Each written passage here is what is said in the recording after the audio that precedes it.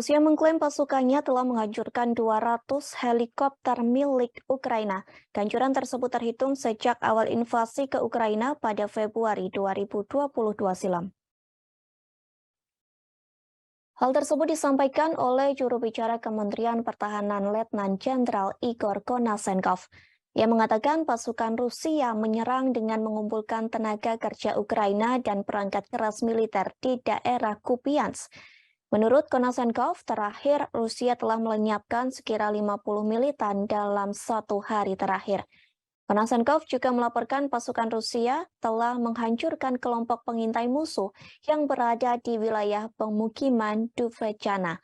Akibat serangan tersebut dilaporkan 50 prajurit Ukraina tewas dan rusaknya 2 kendaraan tempur infanteri serta 3 kendaraan bermotor.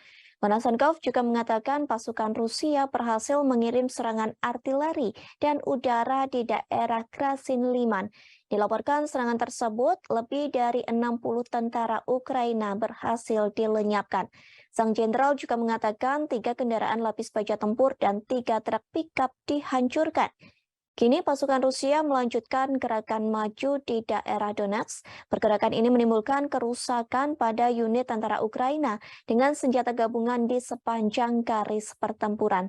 Selama periode 24 jam terakhir, kerugian musuh di daerah tersebut berjumlah lebih dari 80 tentara Ukraina, 3 kendaraan tempur infanteri.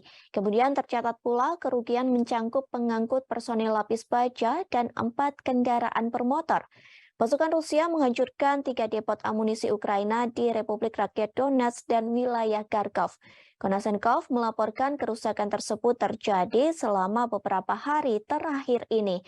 Pasukan Rusia juga menghancurkan howitzer M777 buatan Amerika Serikat pada posisi tembak di Republik Rakyat Lugansk. Selain itu, pasukan pertahanan udara Rusia mencegat 10 roket HIMARS dan sistem peluncuran roket ganda Urugan. Pencekatan sejumlah roket tersebut terjadi di daerah dekat pemukiman Sugras dan Dukosekev di Republik Rakyat Donetsk dan Peremosoye di wilayah Zaporozhia.